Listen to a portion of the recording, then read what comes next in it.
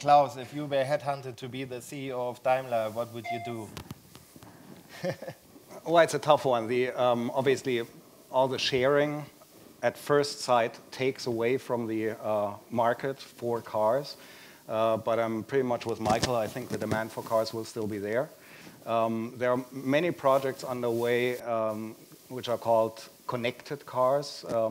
And it's all about connecting cars to each other via internet, IP-based, etc., and offering services in these connected devices. So we're working with Deutsche Telekom, for example, which will have a project underway to connect those cars. And those cars who will be connected will be the cars of the future. So I would definitely invest in that area. Okay, the online car. Beres, what is your advice to the big guys? I think first it's important to get a hand on batteries manufacturers or to produce the batteries by themselves, because depending on Asian suppliers for batteries, it's not that fun at all, I guess. And then I would think more in solutions. Don't sell a product, don't sell a car, sell a solution. And often these days cars are not really a solution anymore. They often cause problems and are not that fun for the drivers anymore. And then in the long term I would develop a car which can drive by themselves. I think that's not very difficult in the moment anymore. And my fusion of the futures are cities where a lot of vehicles driving around by themselves, and you just have your iPhone and say, okay, I want to go from there to there. A car stops by, you get in, you read your newspaper, you get out at the destination, and they're going to charge by themselves or change the battery or go somewhere else. I think this is the future. We don't need to drive anymore by ourselves. And I think we can do this already now, but of course we need still maybe 10 or 15 years in order to bring it on the market. But that's what I would do. I think the headhunters will be calling quite quickly. Michael, if you are promoted to be the CEO of Daimler, what would you do? Yeah, interesting question. Buy a new house. Maybe I'm really convinced that we are looking at the right things right now, so that we are looking to make the engines of today as clean as possible. Second aspect is car-to-car communication, connected vehicles. I think there's a lot of potential, and we are right at the beginning to see that there is huge potential in connecting cars with each other, communicate them with each other. And the third thing is maybe the most important thing, the sharing, the economy of sharing, that we're really looking at how can we share things, how can we share services to really make better use of the resources and the assets we have here on this planet. And it doesn't matter if it's ride sharing, car sharing, I guess there's so much out there which we can share and connect people with each other to really help each other to make better use of the resources and the assets. So three different, very different ways, but yeah, that would be the way. Konrad, imagine BMW hires you as a CEO to compete against Daimler. What would you do? Well, first of all, I would buy Tamyca, obviously, and then, of course, I would think about all the issues mentioned before. I mean, there's not much left to say. It's just the emphasis is too much on the car itself. Still, I mean, Car2gether and Car2go and Drive Now, that's getting bigger and bigger, but the stakes and the proportions are not right. I think they need to invest more in that type of model, and I don't understand why BMW and Volkswagen, all the other car manufacturers are not going for the Flinc and the Car2gether solution, why they're not thinking about connected cars in a way that would be substantial. Because they need more challenge from young innovators. Yes. That's why you entered the market, because you see a business opportunity. Talking about the business opportunity, how do you make money as a Flinc? What is your business model, and what is the business model of car sharing, peer-to-peer car sharing? Well, I described before how we match passengers and drivers. And for the route that the passenger does together with the driver, we calculate a fair price. And by the way, I didn't mention that there's going to be cashless electronic payment. And from that payment, which goes from the passenger to the driver, we take a very small percentage that should make up for our revenue. So it's basically a transaction model. So per matched drive, what is how much can you make? €1 or 10 cents or? It's not really finalized yet. We're thinking about that for a passenger and a driver, every match costs somewhere between 30 and 50 cents.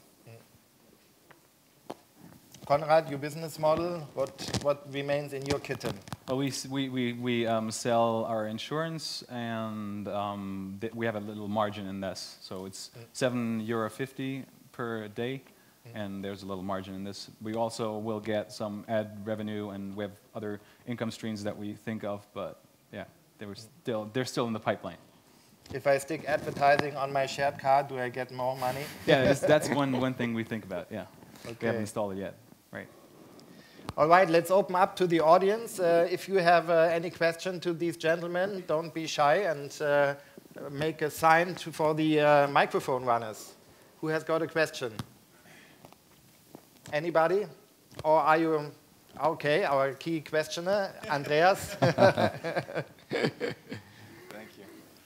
I'm very excited about the future stuff, but I'm still thinking about that very practical day-to-day question. So I'm going to buy an e-scooter, and I have an apartment. I don't have a garage or anything like that.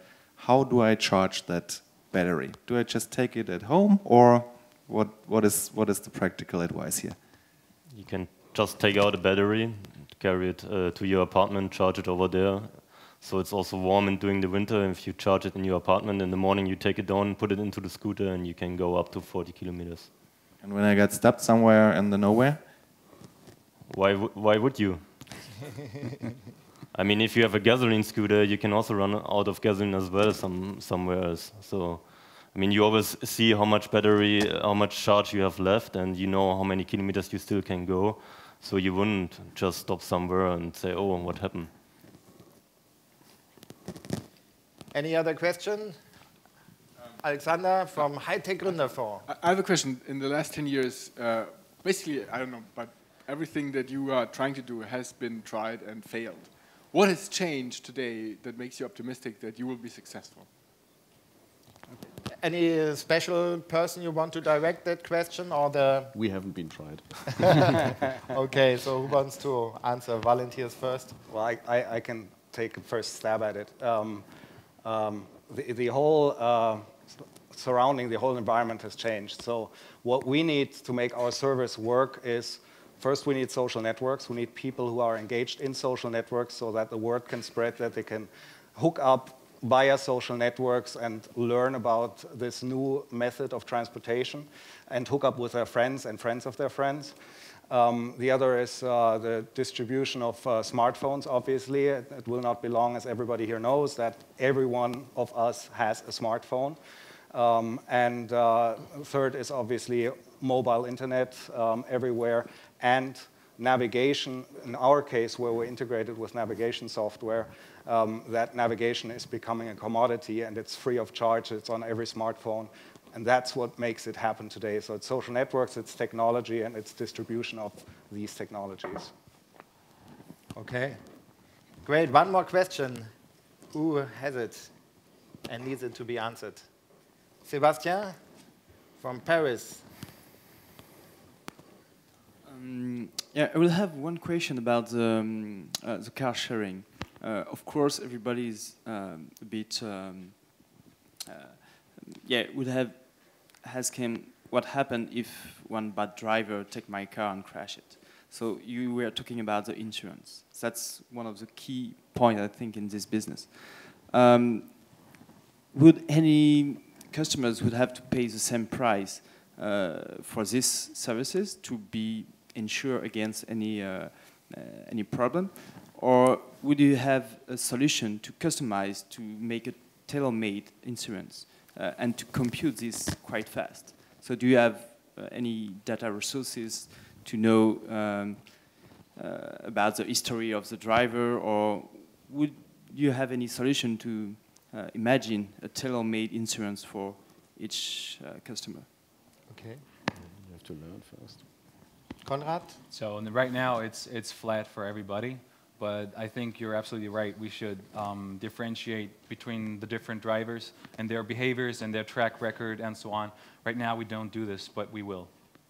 So you take the assumption that anybody is a bad driver to be prudential, or do you make it average? Or there's actuarial mathematics behind it, and you just level them all the same. All drivers are created equal in that sense. So not all, they're just regular, right? And you have this normal curve, right?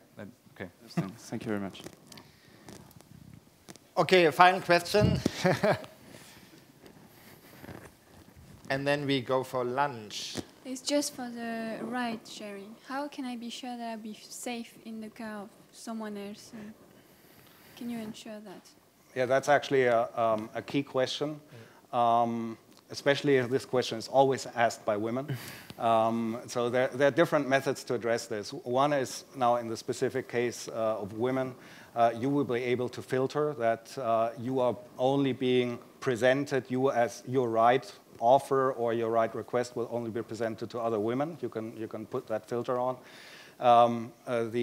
More on a generic scale, it's more usage of, as I said before, social networks and the tactics and techniques in social networks. So first of all, when you sign up for Flinc, you are invited by a person you know. You can't sign up yourself. You must be invited by a person you know. By that, you start to build a network of trust. And then you invite your friends, and you see who are second level and third level friends of my friends. So there's this chain, the social graph of relationships, which gives kind of certainly a certain level of trust. And in addition, after each ride, you can rate the driver or the passenger. And you see in the profile, when you see who is going to give you a ride, how often has he received positive and how often negative comments. And we can obviously, if something severe happens, we can take those people out of the system. But we know who's traveling with whom. But more important, it's really this social element that you know who you're driving with. All right, in the future, I want to have an autonomous car for flinking. And it should be rechargeable everywhere. And it is very silent because it must be Lautlos. And of course, we use it together. And if you want it, you can take it. Okay, so let's have a lunch break. We come back here 2:20, and a big round of applause for our wonderful panel. And I have a speaker gift for you.